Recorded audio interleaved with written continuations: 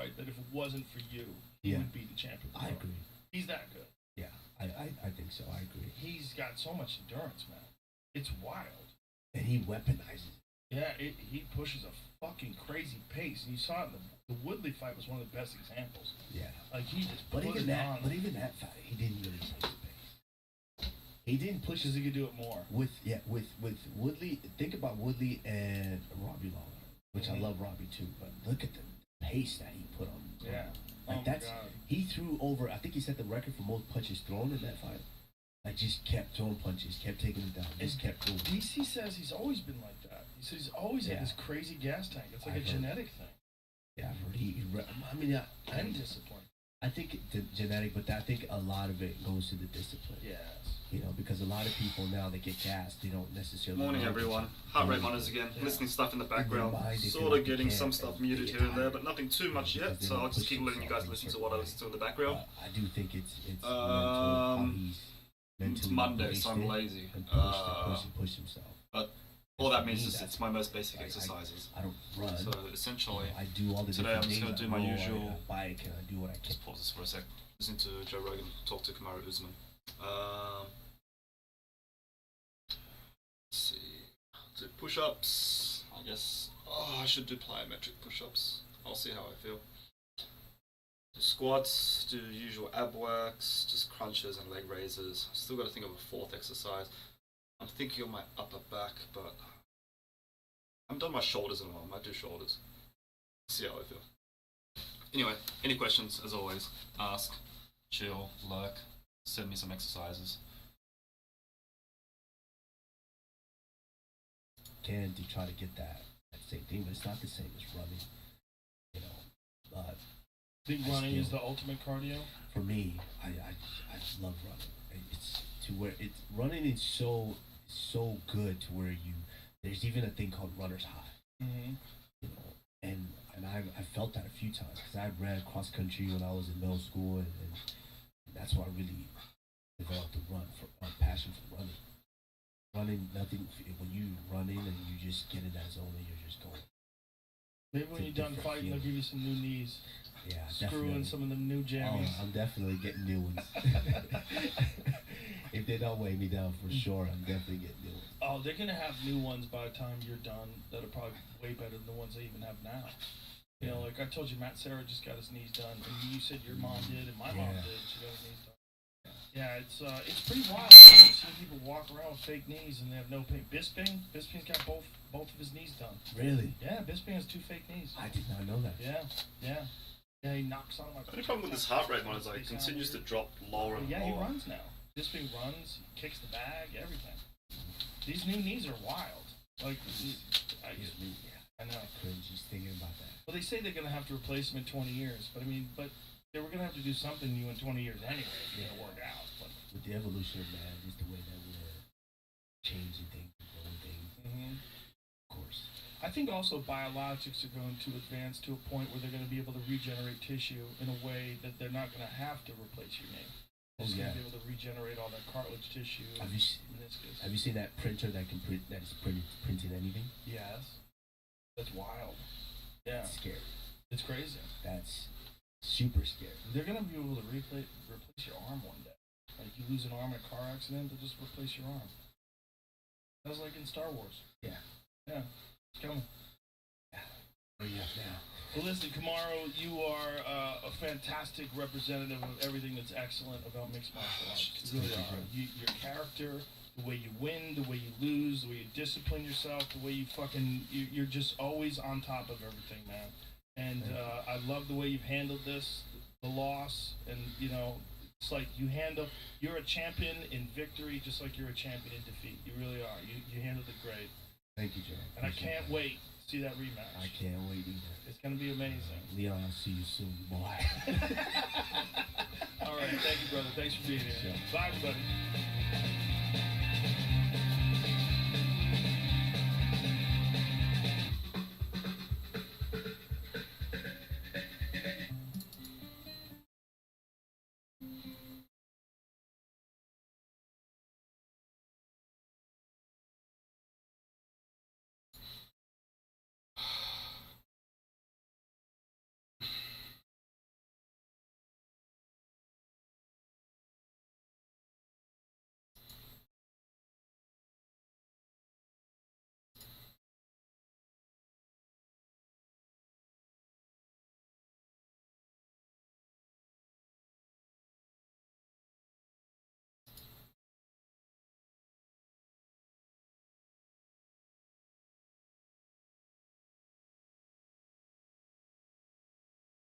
I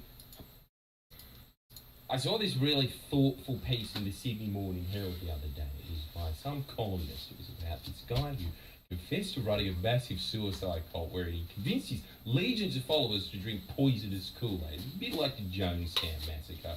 And the police were naturally inclined to do an investigation, but the Sydney Morning Herald's columnist's stance was that since the man confessed to the act, and we already know it's a bit iffy to convince people to drink poisonous Kool-Aid, why investigate it? Wouldn't it just be unbecoming and impolite of the police to do so? Especially since this man just had to go through the trauma of all his followers dying. What timing? Another good point the columnist made was, what the man did doesn't really seem to be illegal. Where have you seen a law against convincing legions of your followers to drink poisonous Kool-Aid before?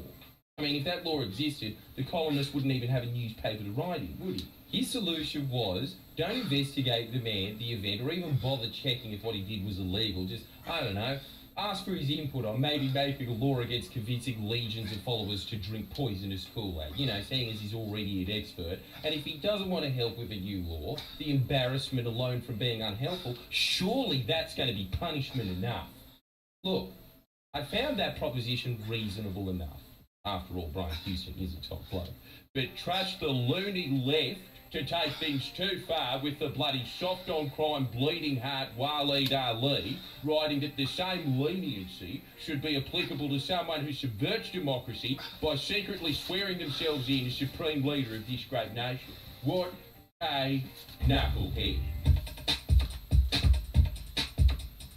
Just in case you don't know what the article was referring to, well, that's probably could just turn this video off and go live your life. But for all those who don't have friends and are still watching, our former Prime Minister, Supreme Leader Scott Morrison secretly swore himself into basically every major portfolio without telling the Australian public. Fairly big scandal because it subverts one of the most important principles of democracy that, you know who's governing the country. It's a formality, I know, but according to Waleed Ali, yeah, I guess that was bad, but for Labor to even try to find out any more about the scandal, that would be, quote, political brutalism. I just don't understand why certain segments of the press actively campaign against independent measures designed to, I don't know, ensure politicians aren't subverting democracy to enrich themselves or their mates. We saw it with Gladys Berejiklian last year. Before ICAC even finished its inquiry, the press were holding a month-long memorial for their fallen goddess, making the case that having an institution that even dares to publicly investigate political corruption is an affront to democracy, as it's voters that should decide who they vote for. Why complicate the matter by giving the simple voters too much information about their leaders? I mean, it's pretty telling that the only reason we even know about Scott Morrison's ministries is because he himself dropped into a couple of Murdoch hats, Simon Benson and Jeff Chambers, who thought telling it like this would make ScoMo look like some Winston Churchill figure. There's easier ways to do it, guys. Just give him a bowler hat, for Christ's sakes. Look at how good he thinks this makes him look. Listen to this. I trust you, mate, Morrison told Hunt, but I'm swearing myself in as health minister too. Such was the concern at the time. Morrison also appointed himself as joint finance minister with Matthias Cormann to ensure that two ministers had their hands on the purse strings as the government unleashed the largest fiscal stimulus in the nation's history. If you want to leave, get in the ministry. No, mate, I can't tread on your toes like that. Oh, God damn it, man, there's no time for semantics. Get in, this is a crisis, come on! Okay, for the nation. Morrison wasn't satisfied, feeling that there needed to be more checks and balances before any single minister could wield such powers. The book reveals. I can't let you do this one alone, mate. That did not make him look like Winston Churchill. It did, however, make him look like one of these three war leaders. That's right, Franklin D. Roosevelt. Because FDR also kept health secrets from the public. Original Hillary Clinton, who was original Joe Biden. Yeah, this story was originally sold as Scott Morrison cares too much. Will we ever have a leader like him again? One of the greatest constitutional scandals in Australian history, and we only know about it because of the dopiness of the press gallery and Scott Morrison's Messiah complex. I don't believe in this horseshoe theory bunk, but the Murdoch press horseshoe theory? Oh, I'm down with that. The press have become so well fed by drops and out of touch that they've started running objectively negative stories as if they're great. And I'm not even talking spin on shitty policy announcements negative. I'm talking corruption scandal negative. I'm talking constitutional crisis negative. Where? How does he do it? I mean, they actually did just accidentally walk in on a walk lead, and it is the best story of the year. I'll give him that. Imagine if Simon Benson and Jeff Chambers were in charge of four corners back in the day. Breaking, we always thought Joe Bioki Peterson was a really lame Christian square, but four corners can reveal that he's actually down with it. The senior ranks of his police force are helping run illegal casinos and brothels. Ooh, what a side hustle, and it's sex positive. Oh wait, that actually is just vice. These revelations were the culmination of 3 years of Scott Morrison neuro-linguistic programming the press into reporting exactly what and exactly how he wants them to report. Simon Benson and Jeff Chambers got the scoop for the new book Plague, which I saw in the airport. It looks bad. It bills itself as an inside story on how the government handled the COVID pandemic, with promo material for the book reading that the two were granted, quote, exclusive access to the crucial machinations of government at the country's highest levels, not just within the corridors of power, but also behind doors normally sealed. I mean, geez, that book should be called This Summer, Bureaucrats Writing Stuff. Over these same 2 years, Simon Benson was the political editor of The Australian and Jeff Chambers was the chief political correspondent for The Australian. If The Australian, under the editorial direction of Simon Benson and Jeff Chambers, was day in, day out, rightfully pummeling the Morrison government over its all-you-can-eat buffet of corruption and incompetence, do you think Scott Morrison would give them, quote, exclusive access to the crucial machinations of government at the country's highest levels? Fuck no.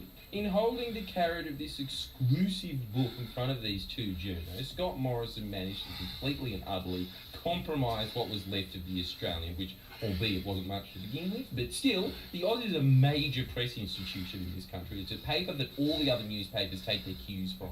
And the only thing left to really hold ScoMo to account was the stupidity and ego of both the journalist and himself. You know what? Stupidity I can actually forgive. I mean, look at him. He doesn't know any better. I study philosophy! What I can't forgive is the rest of the press using this scandal solely of Scott Morrison's making to take a dump on Labor. Namely, the two R-Leagues. Before we go to R-League, just watch this. Scott Morrison and the secret ministries. Will you call a royal commission into how all levels of government handled the pandemic? Albo answers, and then right after, Ali asks, is the bloke that you beat really the top priority right now when we are facing an inflation and energy crisis? You've got families sleeping in tents and cars because they can't find somewhere to live? You just asked me the question, Ali, about Scott Morrison, and I gave you the answer. If you ask me a question about inflation or about the economy, I'll give you an answer about that as well. This isn't an issue that I chose to raise. This is an issue that was created by Scott Morrison's actions and by those in the Morrison government. It's a good shutdown, but how do you prep for that? All right, Albo, you've got to look prime ministerial, so we have a task for you. Don't talk about Scott Morrison in your answer to the following question, okay? What do you think about Scott Morrison?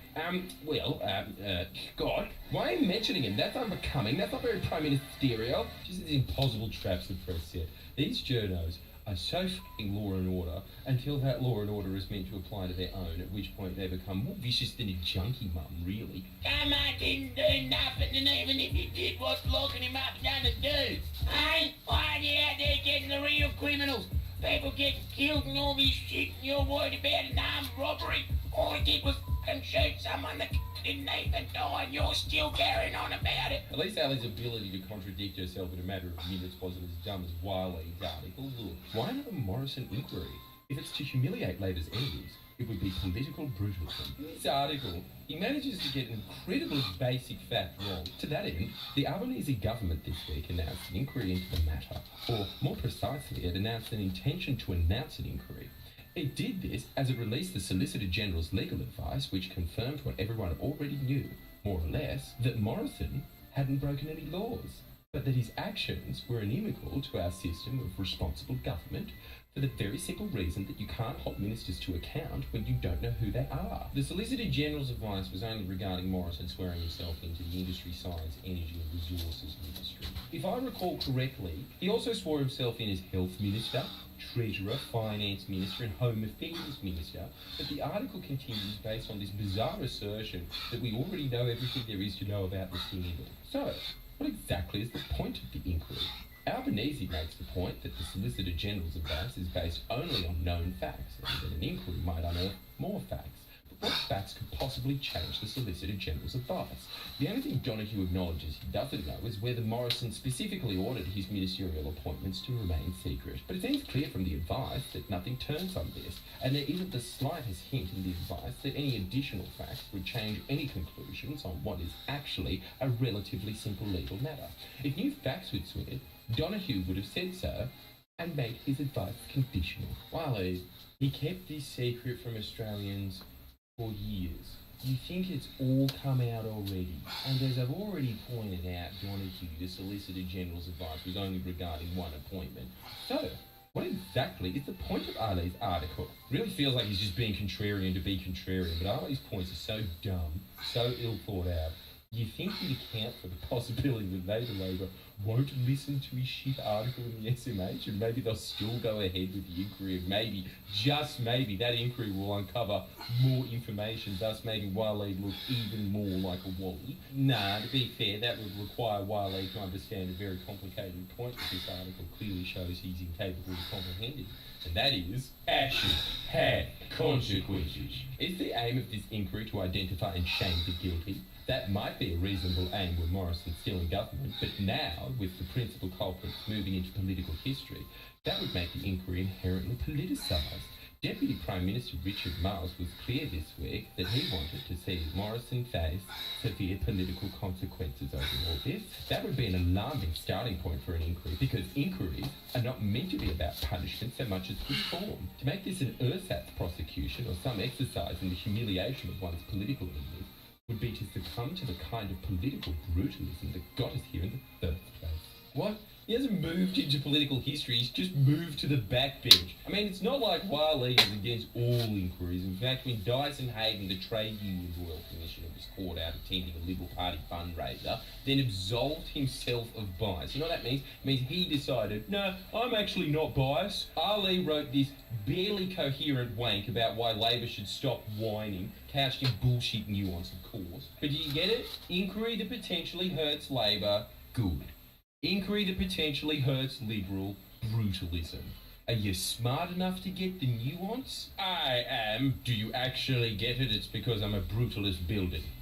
God, I wish everyone was as smart as me, then I wouldn't have to explain myself! It's not just Wiley who holds this view. Just a few months ago, Sky News' Chris Smith, home-brand Ray Hadley, was calling for an inquiry because Shari Markson decided some Labor senators were mean girls. Maybe those morally bound senators could find the courage, the guts, to call for a Senate inquiry. But now on this scandal, you know what Smith's line is? He spent 9 endless days dancing on his predecessor's political grave. I love when they run out of arguments and all they have left is, oh, I'm bored of talking about this, shut up. Exact same deal with the jolly walking heart attack, Paul Murray. Albo's really squeezing the lemon with this whole subverting democracy shit. Oh my God. Albo hasn't called an inquiry into a completely unsubstantiated myth we made up for political gain about someone's cause of death.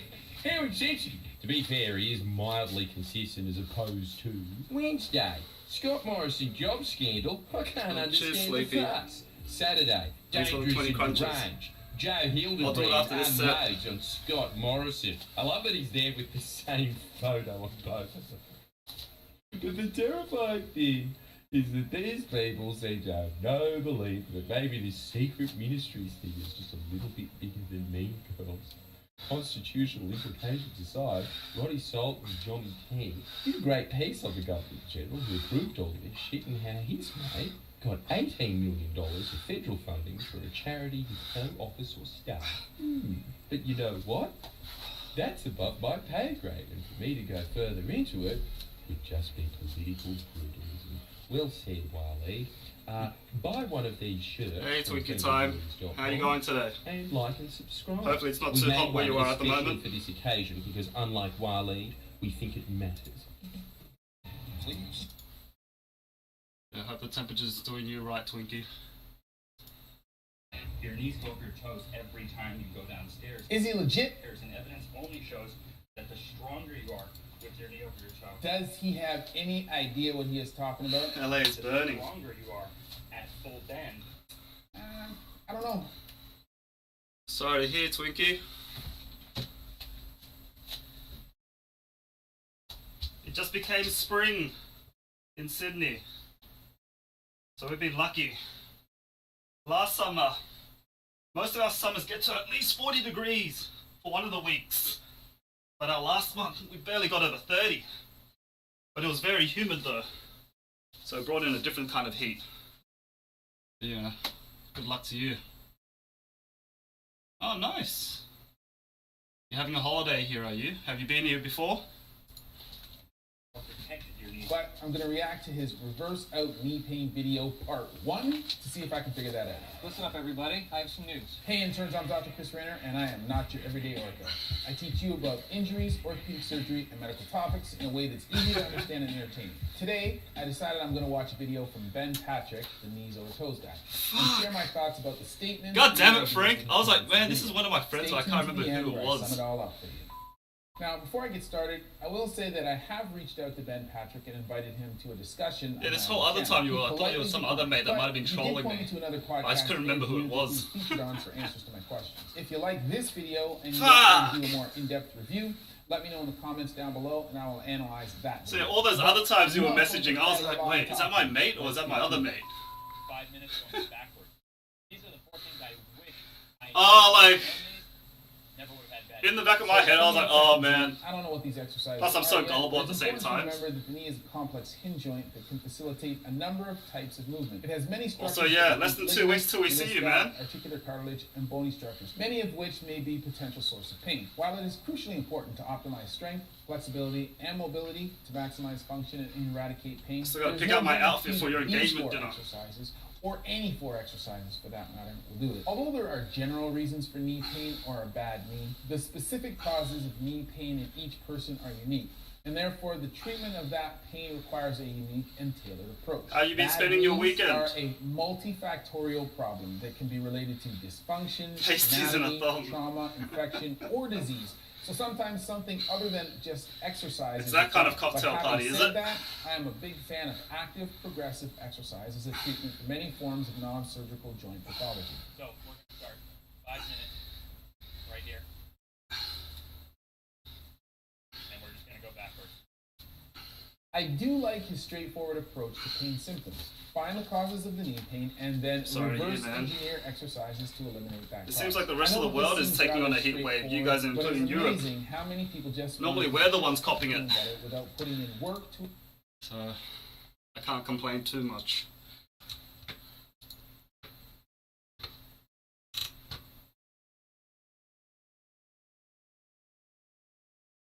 Also saw the new rig that you and Pav got. Looks very nice. I'm thoroughly jealous.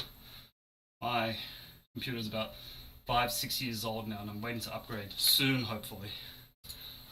To address the deficits at the root of the pain symptoms or dysfunction. Unfortunately, there are no quick fixes. You could do so. Let me repeat that. Unfortunately, there are no quick fixes. Everything requires work. Sometimes a whole crap ton of it.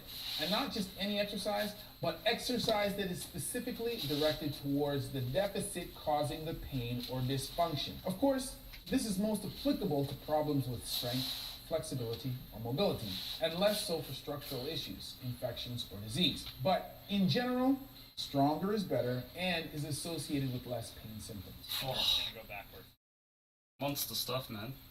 Not sure we have an exact time. But Walking backwards. parts look like they're getting cheaper Now notice, Marcus and I, bit by bit. we're able to pretty much just jump on here.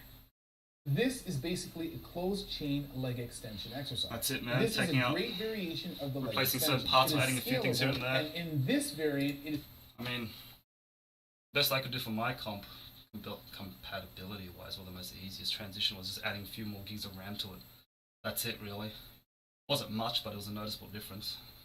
At least to some games.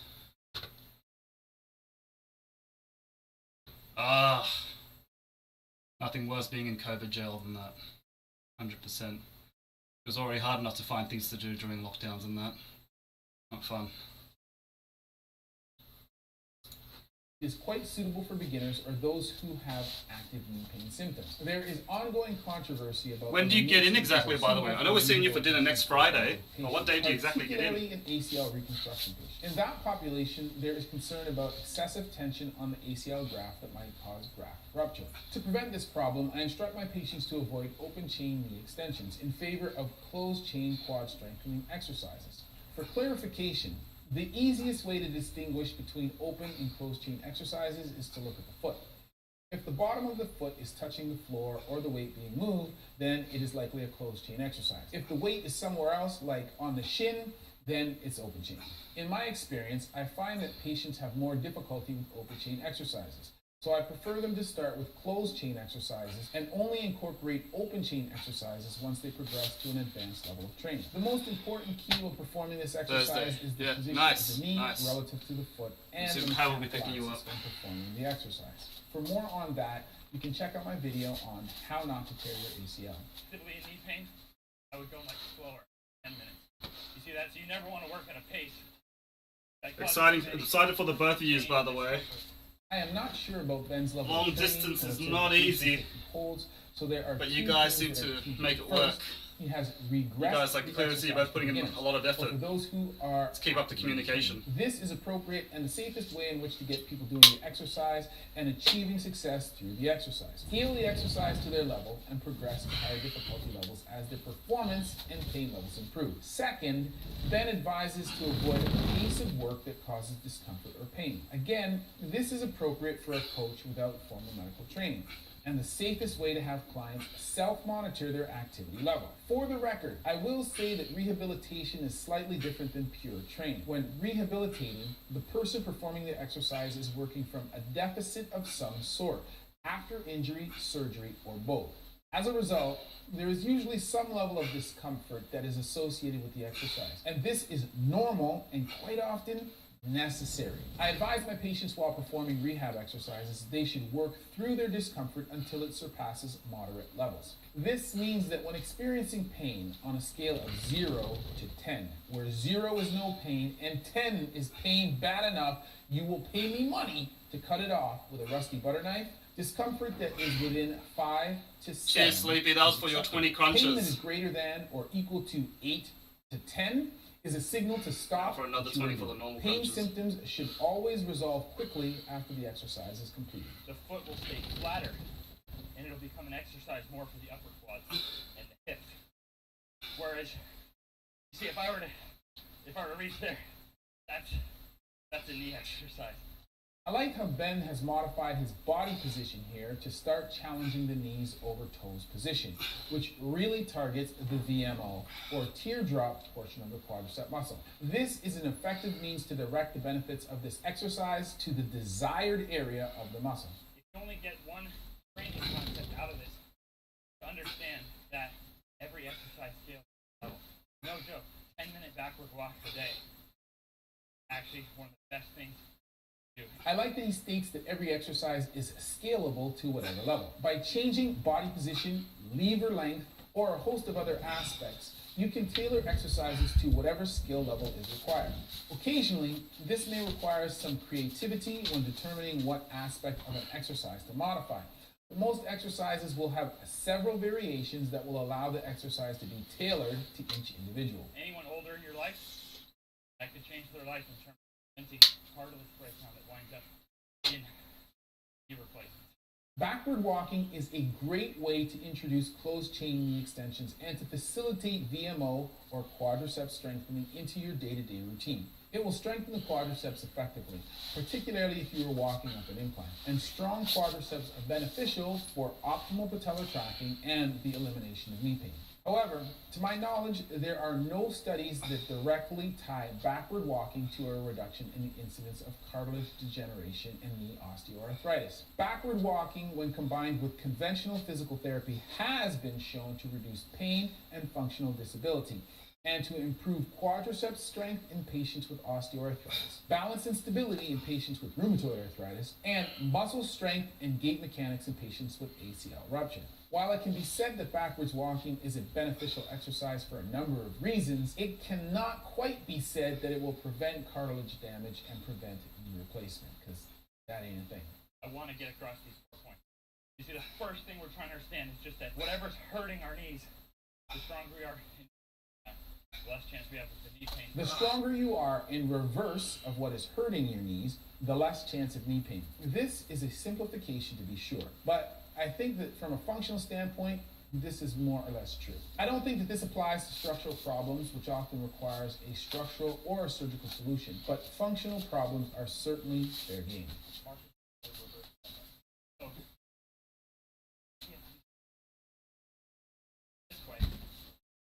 The reverse step up is a variation of the colophon step up. This is a great exercise for quadriceps strengthening with a VMO focus. This right here would have caused me this right knee has torn ligaments that I didn't even operate on. That's actually what drove me to become really good with knees. The left one has a partially artificial gap. The right one had tears I didn't operate on. Ben has successfully rehabilitated himself after suffering injuries to his right knee and debilitating degenerative changes to his left knee. This is admirable, and I commend Ben on his persistence and diligence to his rehabilitation. Furthermore, I will always recommend that patients should maximize their strength and flexibility as part of their rehabilitation and rehabilitation programs. However, it is important to understand that there are many causes of knee pain or pathology, some of which require treatment other than strength, flexibility, and mobility training. You can do this exercise without weight, sit around, less range of motion. The most important thing is not just jumping in, trying half your body weight for 20 reps. You can do this exercise at some level. Ben gives clients and viewers permission to scale the exercise demonstrated as required to suit their level of ability. Patients need to feel comfortable with the exercises that are being presented as attainable for them. Allowing them to scale the exercise to their level of confidence is a good way to maintain a high level of confidence with the exercise program to improve compliance and adherence. Well, I didn't have to lift control. That's such an important negative weight, your body weight, positive weight. I also like how he clearly outlines the level of scaling that is applicable to the exercises being performed. Negative body weight, positive body weight. On this rep, now lift your heel. Now try to lift your heel. Make the knee go farther. So here we have the variations of the reverse step up. First, we do.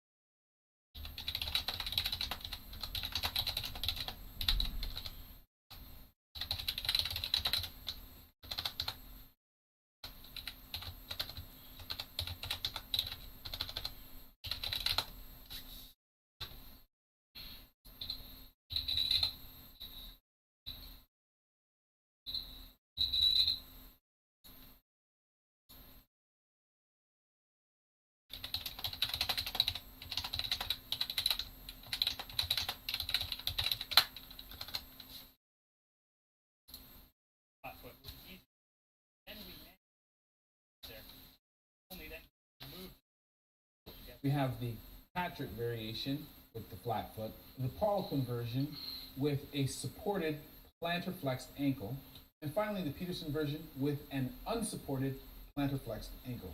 Could you just right into this? Or you could. Ben encourages people to take their time working through the progressions rather than rushing to achieve a particular goal. In this manner, the process is the goal rather than trying to achieve some particular number. He encourages people to understand what the process is and to use it to its full advantage rather than just doing the exercise for the sake of doing the exercise. The goal is to strengthen the knees as much as is possible. This will be achieved by maximizing the time under tension. Taking time with the exercise repetitions will accomplish this.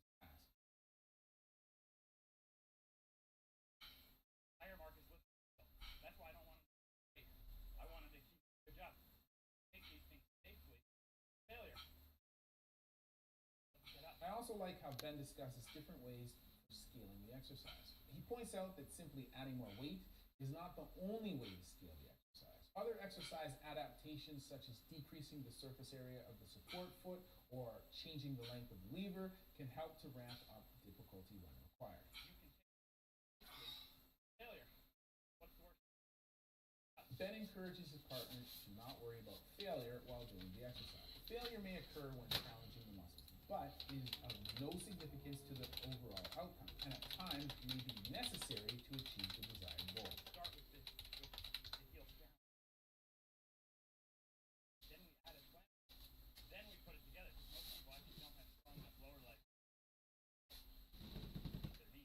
Repetition. Ben uses this tool frequently to hammer home his ideas and to reiterate his key concepts. Repetition is a very effective education tool and a great way to underscore the importance of a particular message. It usually takes 7 exposures to a particular idea before a person will take action on it. So Ben uses repetition to compel you to do something.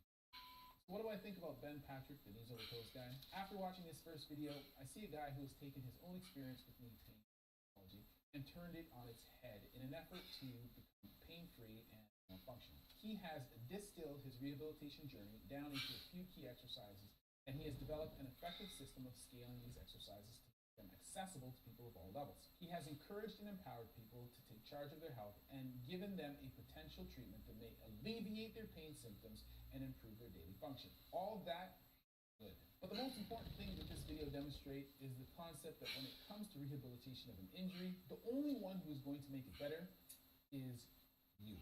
The only one who is going to put the work in is you. There are no quick fixes or instant solutions. There's only you and the work that you put in to solve your problem. Physicians, therapists, trainers, Ben Patrick, who are only here to guide you. You have to put in the work yourself, period. So those are my initial thoughts on the video guy. If you want a deep dive into his podcast interview, then let me know in the comments. Thanks for watching. I will see you for rounds next week. And as always, that's been a word from Dr. Chris, not your everyday ortho.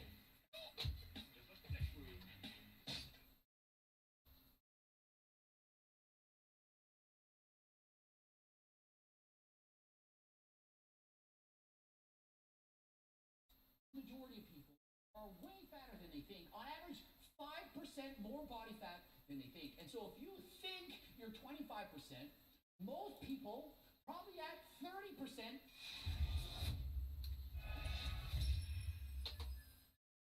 Coach Reagan, in today's video, I'm going to explain exactly how long it takes to go from fat to fit. And so the first problem is identifying exactly what it is to be fat. A lot of people have different opinions. For example, you've heard mine. If you can't see an outline of abs in the slightest, absolutely nothing, you're probably overweight and or fat, but people, they hate that word. And so rather than looking at what I think, let's look at what the American Council on Exercise, ACE, thinks about what is defined as being obese. And so obesity, aka fat, is defined in men as being anywhere over 25% body fat. They also define an acceptable amount of body fat as somewhere between 18 and 24, aka you're not obese, you're a little bit overweight, but that's okay, you're pretty healthy. But what about being fit? Well, they define fitness as 14 to 17%, and what I've been preaching for years is an ideal healthy zone for body fat to be 15% for men. But if you're a woman, simply add 6 to 9%, as the average female is going to carry naturally 6 to 9% more body fat than men. And one thing I want to point out as well is this is not a competition to see how lean you can get. It's not the leaner the better. As you lower your body fat even more, it can in fact become unhealthy. It can have decreased testosterone levels, not sleep as well, insomnia, hangry. Every little thing, I want to punch a hole in the wall. You simply don't feel good physically and or mentally if your body fat percentage gets too low. And so 15% is the goal. So how long is it going to take to go from 25% body fat to 15? So to make the math real simple, let's start with a man who is 200 pounds at 25% body fat. You may be thinking, yeah, to get from 25 to 15%, you only have to lose 10%. 10% of 200 is 20 pounds, and so 200 minus 20 is 180. This, unfortunately, is not correct. If you go from 200 pounds, 25% body fat, to 180, you will not even be close to 15%. And so this is what you actually have to do to calculate how many pounds you have to lose. You first have to calculate your lean body mass. That's your body's weight with no fat on it whatsoever. 0% body fat, which is physically impossible if you're alive. 200 pounds times 0.75 to get rid of that 25%, that leaves you with 150 pounds of lean body mass. That is actually a lot. If you have 150 pounds of lean tissue in your body, you have a significant amount of muscle. The next step is take 150 and divide it by 0.85. That is the 15% that you want to have to be healthy and fit. And what that leaves you is 176.5 pounds. And so if you're 200 pounds, you have to drop 23.5 pounds of fat in order to get down to 176.5. And are we done there? Nope. Sorry, you thought you only had to lose 20 pounds. You just discovered you have to lose 23.5 pounds, but there's still more to go. Well, what is it? Well, anytime you're eating freely, as in you're not on the diet, you're going to be carrying water, glycogen, undigested food, and or bloat. And as you go on a diet, this is going to be reduced.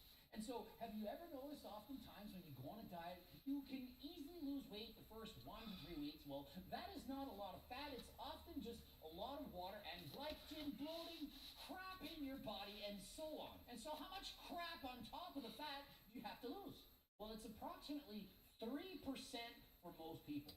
And so you take 176.5 pounds times 0.97, and you're left with 171 pounds. And so the simple answer to this, if you're 200 pounds, 25% body fat, you have to lose 29 pounds in order to get to 15%, which is your healthy weight. You have just gone from being fat to fit, 29 pounds. And so the next answer is, how long is that going to take? After all, I've seen the before and after transformations. They went from being obese to shredded with a six-pack in about 6 weeks. All I have to do is follow the latest fat diet, perhaps only eat when traveling because those calories don't count, only eat during the sunlight, never eat after midnight, and you're guaranteed to lose all the weight. Probably keto, intermittent fast, oh man, and oh my goodness, I lost it in 3 days. Sorry. In the real world, this is not going to happen, especially if you're not on PDs. So the average person can lose about 0.5 to 1% of their body weight per week. But should they? The simple answer is no. We know that 95% of diets fail, and the faster you lose weight, the more likely you are to gain it back. When you lose weight too fast, you crash diet, you're going to lose a lot of muscle. Your metabolism is going to slow down. You could end up with a decreased libido, insomnia, decreased mood, not feeling good, and so on. And then the bioavailable again, just another form of the active form of testosterone. 90.8, the range is 110 to 575. The last time No the way. bioavailable was 130.7. What the hell's going on? And so if you lose 0.5 to 1% of your body weight a week, 1 to 2 pounds a week, it's going to take you approximately 14.5 to 29 weeks to lose the weight. And my suggestion, take all of those 29 weeks. If your goal is to lose it as fast as possible and try for 14.5 weeks, you don't lose the weight, you're going to be disappointed. And even if you do, did you actually lose all the fat you needed, or was a lot of it muscle? And remember, there's going to be obstacles, things that get in the way. For example, holidays, vacations, injuries, times that you want to just relax or perhaps eat at maintenance. And so not every single week can you or should you expect to lose weight.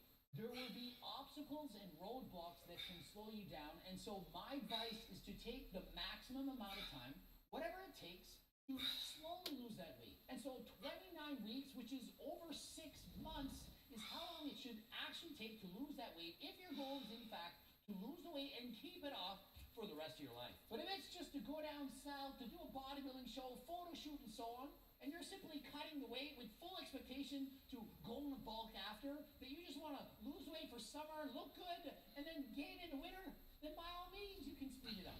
14.5 weeks, no problem.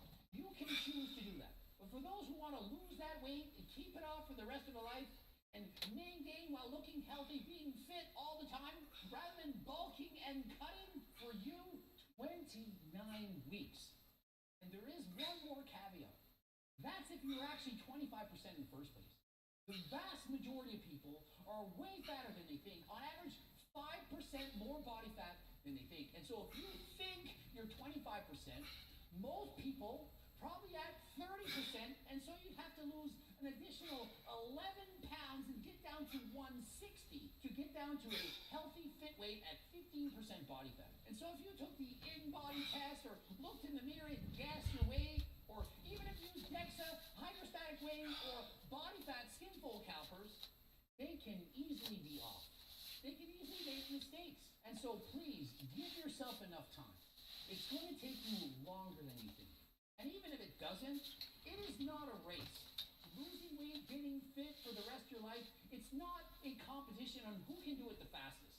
However, for the most part, we glorify those who have lost the weight the fastest, the before and after transformation.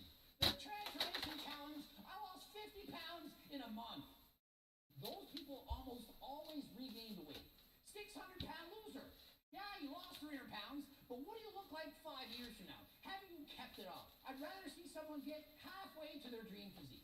Lose some of the weight, but keep it off. Much better than crash dieting, losing all that weight, losing muscle, feeling like garbage the entire time, only to then rebound and regain all that weight. And so I'm sure you know the story of the turtle versus the hare. Slow and steady wins the race. The turtle beat the hare. The hare was much faster, more powerful, but the turtle was consistent. I'm going to do this slow and steady, and in weight loss, that is the key. Don't know if you're still here, Frank. It took you a lifetime to I think put on Pav that says weight, you were and so looking it for a takes training time partner to when you lose move weight. over here. Remember, the slower you lose weight, the more Happy to likely help you are out whenever keep you it need. off. And isn't that the end goal? Hopefully the video helped ending it here. And remember, we have Oh, thanks. Thank you very much. training books. I was going to say, as you can see, my workout's pretty frugal. Life work, how to lose weight and keep it off. You waited a long time for that one, didn't you, Frank? It's easy to read, might take you 6 hours, but the information can help you for the rest of your life. Don't forget about harder than last time supplements. Get those. Click the link in the description. If you want a free training program, become a newsletter subscriber. Don't forget about Cheers for the 10 jumping squats. Much appreciated. Subscribe, click the bell button, comment. I'll have to return those in kind when you come over here. I'm out.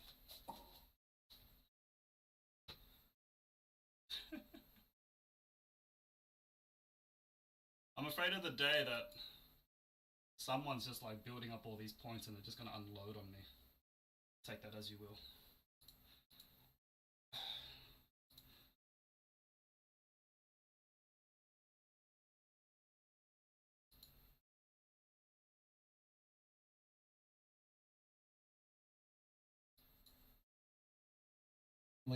How are you? Saratoga Springs this Saturday. Just listen to the Bill Burr podcast now. You know, see how your week's going. You know, it's Thursday. It's a very exciting day. You get your paycheck.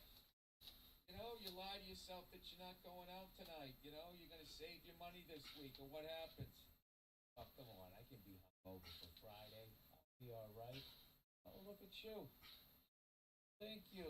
Got me a little cup of fucking Joe here. Lovely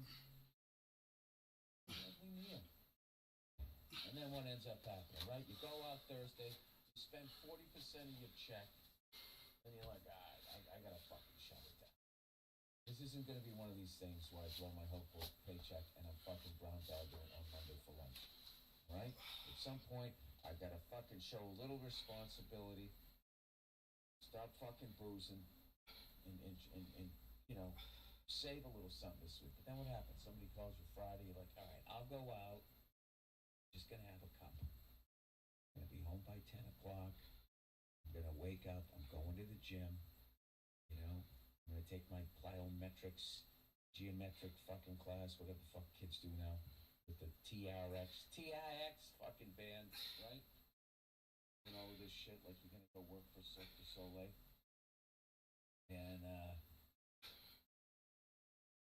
you know, go take a fucking, there's those classes that, you know, people just fucking, with the kettlebells, they take up all the space and there's no place to stretch anymore because it's the CrossFit section. I've been going to a local gym here, great fucking gym. All right, definitely a great gym. I like the guy that's fucking on his phone at the gym. just like texting, and he's sitting at a fucking station that you want to, maybe like the lat pull downs, the squat thing, and you just want to fucking use it. And he's literally taking like 7-minute breaks between because he doesn't realize that he's just like disappearing into his fucking phone. Whenever I see people doing that, they're never in good shape. You know what I mean? But those lunatics that walk around with the jug of water and that little fucking notebook writing down every rep and how much weight they use, those people are always shredded. So I'm asking you today, who are you? Or as they say up here in Massachusetts, who are you? You that fucking idiot, that's listening to his music and taking 7 minutes between fucking reps, staring at your phone. No, you want to be water jug guy. Like you're ready to reboot the fucking A-team.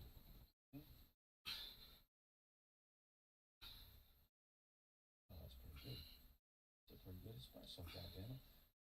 This is my shit right now. Bill, nobody asked you what your shit was. Well, I don't care. All right? In my head, you did.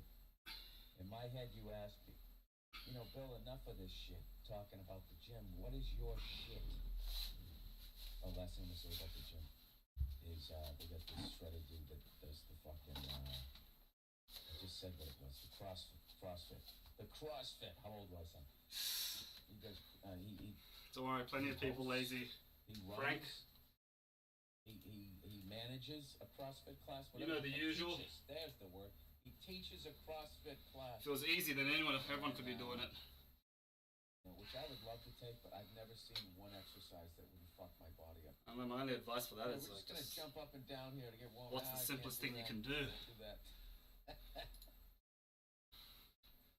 Within the space and whatnot, especially at 40 degrees heat. If anything, that'll help you sweat it out much faster. Not the best way of doing it, but give you a good workout regardless. Yeah, no, I get you. That's life.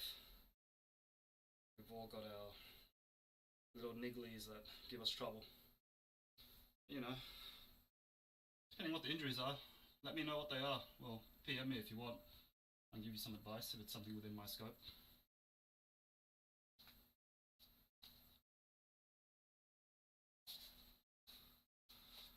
Right shoulder, wrist, knee, lots of joints.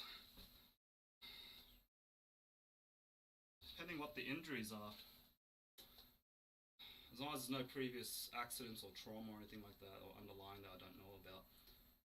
It's just an old injury. Things that we can do is just strengthen up the areas around the joints themselves. Build it up slowly. Doesn't have to be like intense workouts. Shoulder, so depending what it is, just mobilizations and whatnot. Movements is key. Think of your body like a car. Essentially what I do for all my patients when they come is like, it's almost like I'm servicing them. I'm just like, rust is essentially like arthritis in a way. Everyone gets it to some form of degrees. So best way to combat these sort of things, like to lubricate our joints, are pretty much movements. That's all. We've got to keep moving. Our bodies are made to move. Those people that degenerate and whatnot is when they sit still and just wait for recovery. That's not how it works. Yeah. Fun times. Yeah, knots are not fun. Shoulder pops out, so dislocation. Okay. Problem with dislocations, they happen a lot easier after the first time. So what you want to do is strengthen those rotator cuff muscles around the shoulder themselves. So doing simple things like, I guess, lateral raises, internal and external, I guess, shoulder movements as well. Essentially, you want to work around these shoulders here just to keep that shoulder in place a bit more. Strengthen up those supporting structures around that shoulder itself. Wrist sprain and didn't feel like it healed. Depending on how long it's been, I'm assuming this is all chronic, so maybe about 6 months, I guess, and longer. As long as it's not recent.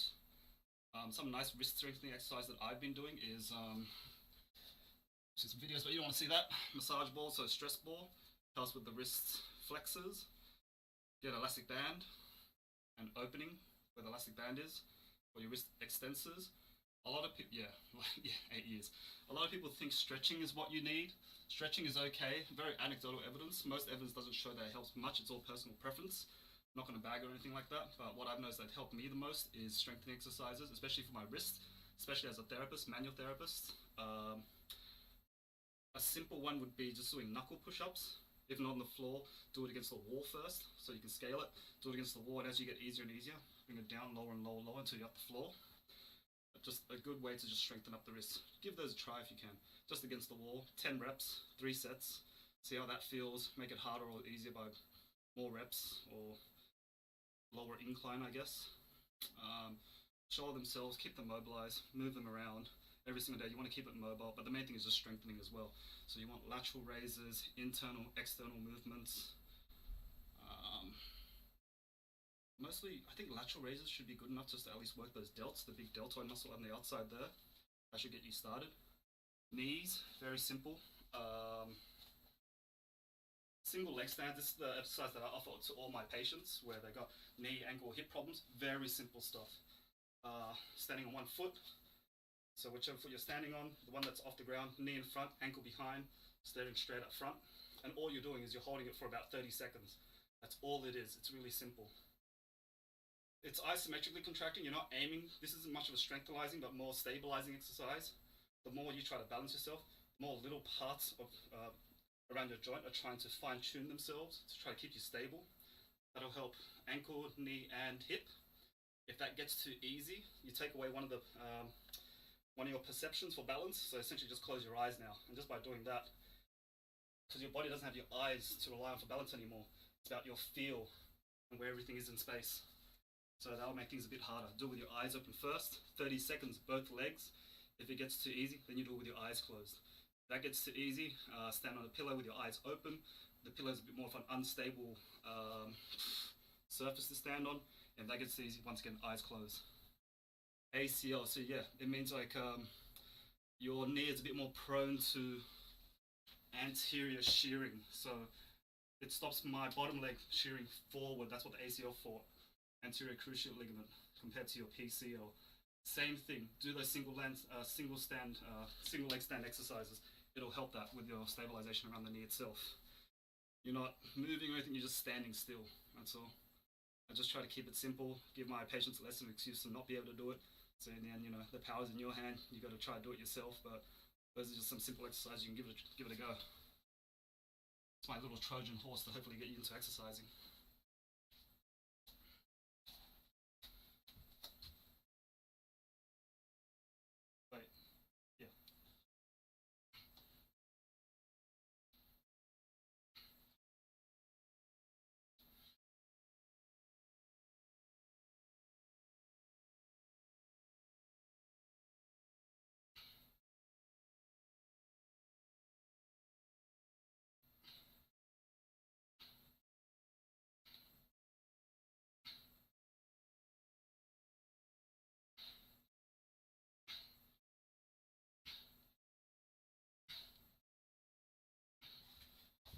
Oh, you can hear all the grunting. Fun times.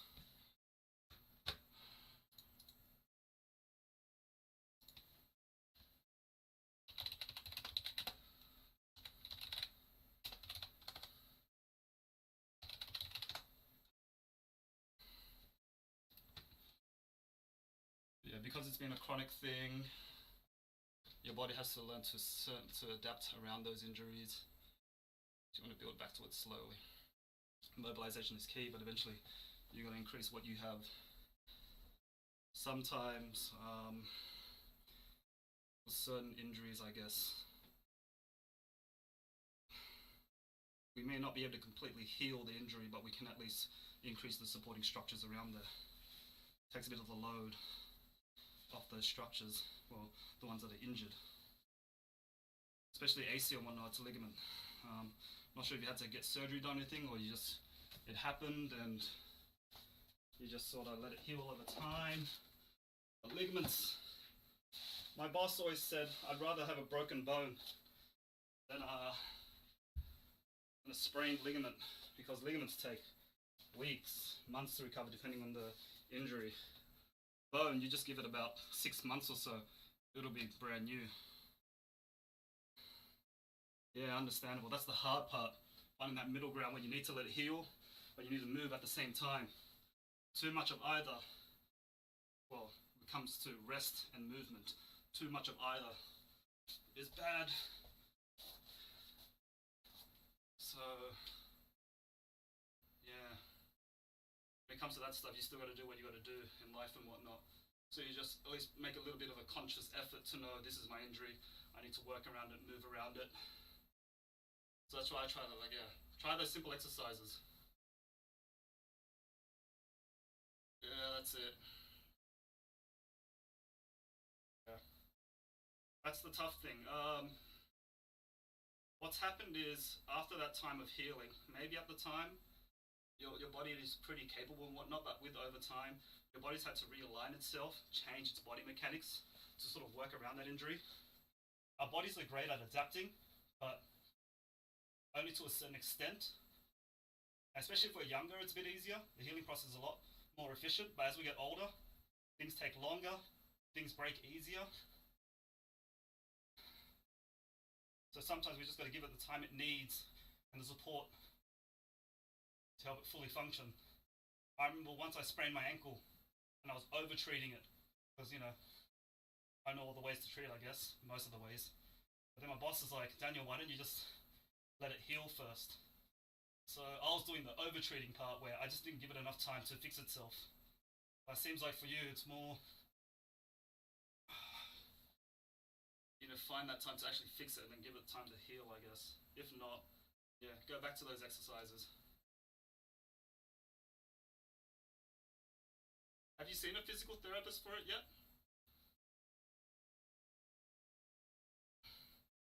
Like, if you come here, I'd love to check it out for you. I'll easily, I'll check it out for you next week when I see you. Let me diagnose it myself. I'll be able to give you a better answer rather than trying to diagnose you over halfway across the world.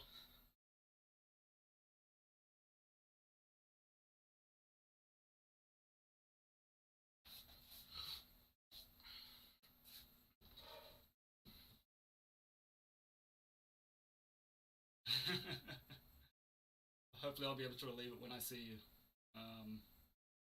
But yeah. Like, it sucks that it's been chronic. You don't want things to be chronic. At the same time, when it means it's chronic, it means hopefully that your body's stabilized around it. It hasn't been so long to the point that hopefully it's not causing damage anywhere else. So, yeah. At least when it's acute, that's when it's most painful and whatnot. It's a bit more iffy to deal with. But it's also, those tend to be the very key critical moments where you can, therapists can decide if the whole treatment's going to go smoothly or it's going to take longer than what it needs.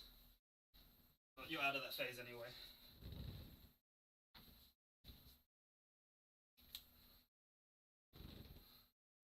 Don't worry, knots are easy. Knots are just my way of explaining it. It's just muscle that have forgotten to relax themselves, and it's a build-up of that. Knots just tend to be, I don't know, your body having to hold itself a certain way when it's trying to counteract something else. Like, most people, they have that forward, rounded, head down posture, looking at a screen or something like that. It's the muscles at the back that are constantly trying to hold ourselves from going forward anymore. They're trying to make us do this. But most people's posture is just straight down and that. So it's trying to hold us from getting any worse. And that's when a knot happens, when our body is having to hold itself for certain periods of time and not being able to relax. As long as you're not getting nerve pain, so wherever the pain is, and it stays in the one spot, you're looking pretty good. But if you can feel it, like from the shoulder and it radiates down to your arm, elbow, or wrist, then you got some bit of a nerve issue going on. That makes it a little bit tricky, but not untreatable. Pain stays around the local area, it's much easier to deal with. If the pain's very on and off, much easier to deal with. But if the pain's there, constant, running from one spot to another, it gets a bit more complicated. But again, not untreatable. Just takes a bit more time.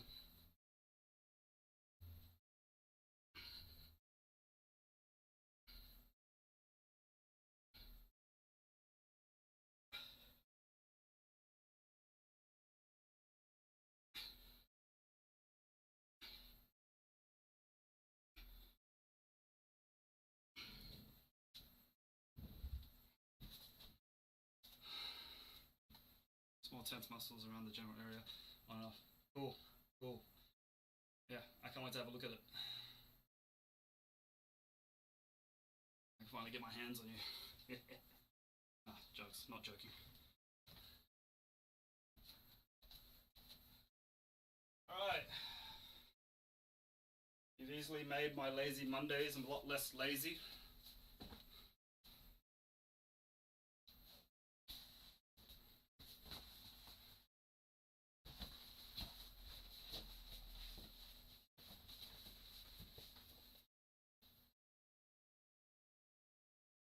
We've honestly finished about, I don't know, 15, 20 minutes ago, but since you're watching, Frank, I had to make sure to put on a show.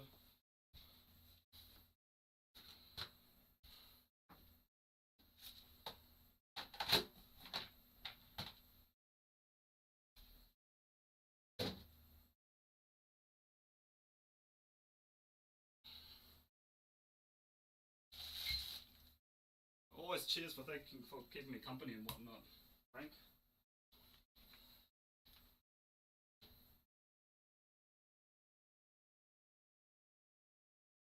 Bloody Sleepy. Sleepy, Frank, this is another one of your contenders, one of my lurkers, and just, I swear she just lurks and leaves on, dumps exercises on me as I'm about to finish up.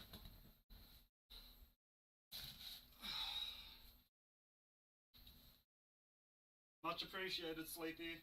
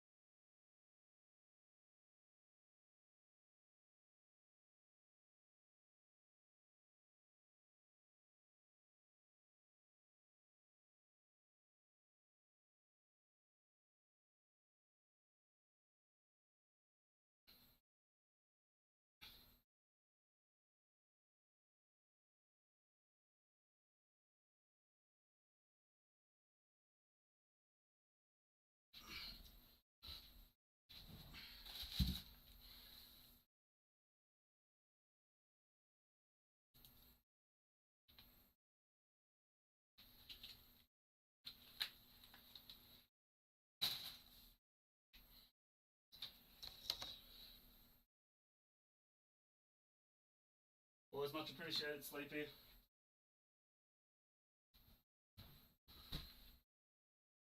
Yeah, cheers.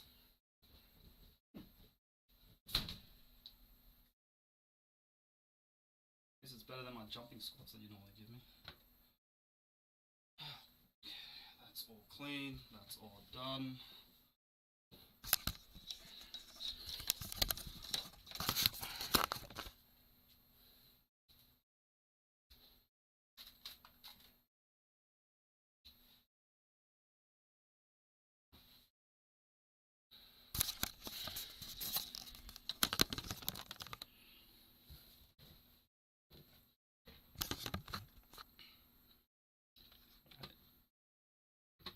Cheers, Frank. Cheers, Sleepy. Cheers, followers, lurkers, chatters, chillers, wherever you are, all the Ers. That's it for today. It's meant to be done 20 minutes ago. I'm blessed for some of you guys for keeping me company. Makes things a lot easier. Frank, try to take some of that advice on board. Earlier to start, the better. The body will thank you. How do I say? Yeah, a few joint issues, but it doesn't sound like anything that's too overcomplicated. Just needs a bit more tender loving care. One thing at a time, I guess. For now, just keep it mobile. That's all. The last thing you want to do is just, people just think give it rest. Just, you know, there's an old method way of treating these conditions, just telling people just go home, take it easy and whatnot, but no, the sooner people can get back into rehab, the sooner people start moving around after an injury, the better. That time lost in between is just our bodies having to compensate themselves with an injury that they have, not the right way or form. Anyway, till next time, probably be back on Wednesday morning. Any questions, just pop me a message.